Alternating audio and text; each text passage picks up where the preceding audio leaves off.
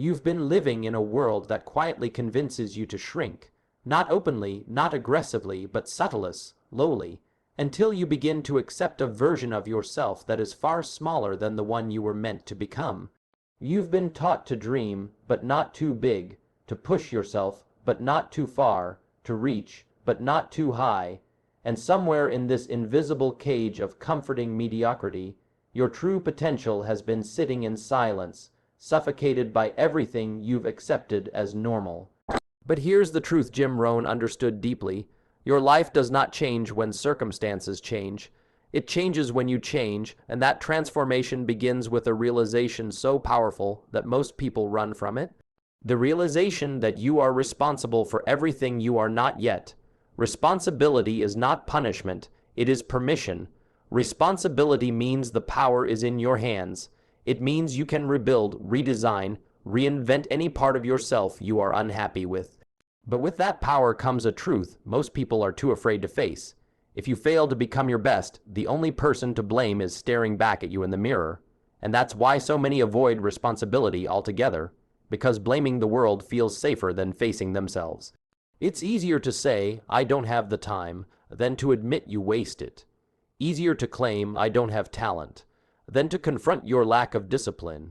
Easier to insist, I'm just unlucky, than to recognize your habits sabotage you long before the world does. But there is a deeper, more dangerous truth we haven't touched yet. Nothing changes until you take responsibility for changing it. Every person who became the best in their field had a moment like this. A moment where they realized their life would either become a masterpiece or a warning, and that moment reshaped their entire philosophy. Jim Rohn's philosophy was simple. Success is something you attract by the person you become. This isn't motivation. This is mathematics. Who you are determines what you get. Your results are reflections of your identity, not your intentions. Everyone intends to succeed. Everyone wants greatness. Everyone dreams of potential. But few commit to becoming the person capable of producing those results. And fewer still have the courage to throw away their old identity. The identity built on comfort, doubt, hesitation, and excuses. But if you want to be the best, you must shed that identity like dead skin.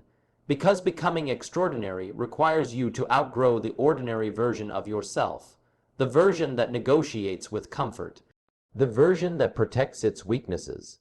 The version that tolerates the kind of habits that maintain mediocrity. You must kill that version of you, not with violence, but with clarity. And clarity begins with looking at yourself and realizing there is no external enemy holding you back. The only enemy worth defeating is the weak version of you that refuses to awaken. But there is a deeper truth that most people never understand. Excellence is not built in a moment of inspiration. Inspiration is emotional. It fades, it's like a spark. Bright but temporary, excellence is built through philosophy, your daily operating system. Your philosophy determines your actions determine your habits determine your character, and your character determines your future. If philosophy is wrong, everything collapses. If philosophy is strong, everything elevates. The question is, what philosophy are you living by? A philosophy of excuses? A philosophy of trying, or a philosophy of mastery? A philosophy of mastery begins with this belief. You can become the best at anything if you are willing to demand it from yourself. This belief is not arrogance. It is responsibility. It is self-honesty. It is the recognition that humans are built for growth, not stagnation, but growth requires pressure. Nobody ever grew inside comfort. Comfort creates complacency. Complacency dissolves ambition. Ambition without discipline creates regret, and regret is the heaviest weight a human can carry. But before discipline, before habits, before focus, there is one foundational truth: identity. You become what you repeatedly identify as. If you identify as someone struggling, you will behave like someone struggling. If you identify as someone limited, you will subconsciously confirm those limitations. But if you identify as someone destined for excellence, someone capable of greatness, your behavior will align with that belief. Identity is your compass. Identity is your engine. Identity is the story you tell yourself about who you can become. Every master rewrote their identity, but there is another powerful truth hiding underneath all of this. Mastery requires obsession, not unhealthy obsession, but purposeful obsession. The kind of obsession where your craft becomes a part of your bloodstream, where improvement becomes your addiction, where learning becomes your fuel. Becoming the best in any field is not a hobby, it is a lifestyle, and that lifestyle demands you choose progress over pleasure, discipline over comfort, long-term growth over short-term gratification. Every day, without negotiation, but this is where most people fail. They're not willing to make the trade. They want success, but keep their excuses. They want mastery, but keep their distractions. They want greatness, but keep their comfort. And that contradiction destroys them from the inside. It's impossible to hold two identities simultaneously, the identity of the master and the identity of the average. One must dominate the other. You must choose. And you must choose daily, but there's a deeper, more dangerous truth we haven't touched yet. Becoming the best requires confronting the parts of yourself you have avoided for years, your insecurity, your fear of judgment, your fear of failure, your fear of success, your fear of responsibility, your desire for approval, the ego that pretends it's ready but secretly fears the pressure of greatness. These inner barriers sabotage more dreams than lack of opportunity ever has. Mastery begins by removing inner resistance. Once the inner world is disciplined, the outer world becomes conquerable. And this leads us to the next reality. Mastery requires isolation. Not forever, not loneliness, but periods of focused solitude where you disconnect from noise so you can hear your ambition clearly. The world is loud, people are loud, doubt is loud. The average mind is weighed down by the voices of others, opinions, distractions, temptations, comparisons. Solitude silences the noise. Solitude sharpens the mind. Solitude allows you to observe your life without distortion. Every master in history retreated into solitude. Philosophers, generals, artists, entrepreneurs. Not because they disliked people, but because becoming the best requires you to hear your own voice without interruption. But there is a deeper truth still. You must be willing to be misunderstood. People will not understand your obsession. They will not understand your discipline. They will not understand your hunger. They will call it extreme, excessive, unnecessary, unbalanced. But that's because they measure your life through their limitations.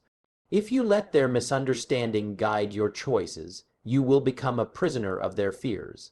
Becoming the best means outgrowing the approval of the average.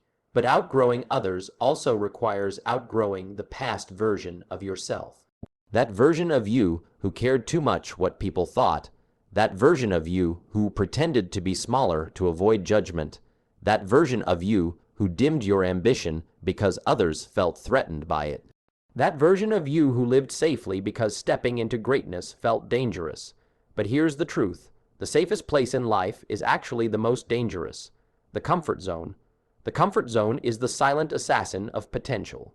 It kills quietly, slowly, without warning. Jim Rohn said, "You cannot change the destination overnight, but you can change the direction overnight." This is the philosophy of mastery. You don't need to fix everything today. You just need to stop moving in the wrong direction. You need to stop negotiating with your old habits. Stop protecting your distractions. Stop feeding your weaknesses. Stop tolerating the level of effort that keeps you average. Direction matters more than speed. Once you choose the direction of mastery, speed will come naturally. But there is a deeper truth about speed too. Mastery is not fast, not at first. In the beginning, progress feels slow. Invisible, frustrating. You feel like you're putting in more effort than results. And that's where the masses fall off. They quit because the gap between effort and reward feels too wide. But every master knows the mathematics of skill. There is always a long plateau before the breakthrough. The plateau is the test. The plateau is where the average quit. The plateau is where the great persist. But beyond persistence lies the most misunderstood requirement of becoming the best: sacrifice. Not sacrifice as in suffering for no reason. Sacrifice as in trading something lower for something higher, trading temporary pleasure for permanent power, trading social approval for self-respect, trading distraction for direction.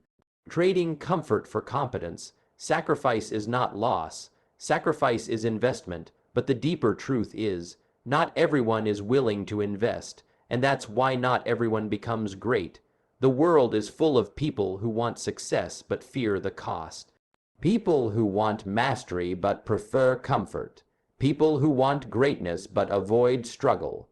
People who want rewards but refuse responsibility. And here's the brutal psychological truth. You cannot become the best until you stop thinking like the rest. You must accept you are different. You are not here for a normal life. You are not here for average results. You are not here to blend in. You are here to rise, evolve, transform. You are here to sharpen your mind, strengthen your character, elevate your habits, refine your philosophy. You are here to walk the path the majority cannot handle. And the moment you accept this truth, something changes inside you. The excuses lose their power. The distractions lose their charm. The comfort loses its grip. Because once your philosophy shifts, your entire life rearranges around the new standard. Jim Rohn always taught that discipline is the bridge between goals and accomplishments. He wasn't talking about punishment. He was talking about liberation. Discipline frees you from chaos. Discipline frees you from regret. Discipline frees you from mediocrity. Discipline is the highest form of self-respect. It is the decision to no longer betray your potential. But discipline alone isn't enough. You need vision, a vision so clear, so compelling, so emotionally charged that every part of you moves toward it automatically. Vision is the magnet. Vision is the anchor. Vision is the promise you make to the future version of yourself. And that future version of you is begging you right now, begging you to take this seriously, to stop breaking the promises you keep making to yourself, to stop quitting on the goals that matter, to stop living like you have endless time. You don't. But before we reach the final truth, we must go deeper. Because mastery requires depth, and the deeper truth is this: your environment shapes you. Jim Rohn said, "You are the average of the 5 people you spend the most time with." But the deeper reality is, you are the average of everything you allow into your mind, your conversations, your entertainment, your habits, your media, your consumption, your surroundings, your influences. Your subconscious is being programmed every second by the things you tolerate. If you do not control your environment controls you. That's why masters intentionally design their lives. They eliminate noise. They elevate standards. They surround themselves with ambition. They protect their attention like treasure. They curate their influences carefully. Because your mind can only become as powerful as the environment that cultivates it. But even this is not the final truth. The final truth is far more profound, far more personal, far more empowering. The final truth is this: becoming the best is not about achievement. It is about self-respect. It is about waking up every day and choosing to honor your potential. It is about refusing to die with your greatness still inside you. It is about becoming the kind of person you can admire, the kind of person you are proud of, the kind of person who doesn't need applause because their discipline is its own reward. Becoming the best is not about beating others. It is about defeating the version of yourself that refuses to grow. It is about outgrowing your excuses, outgrowing your fears, outgrowing your past, outgrowing your limitations, outgrowing the life you tolerated for too long.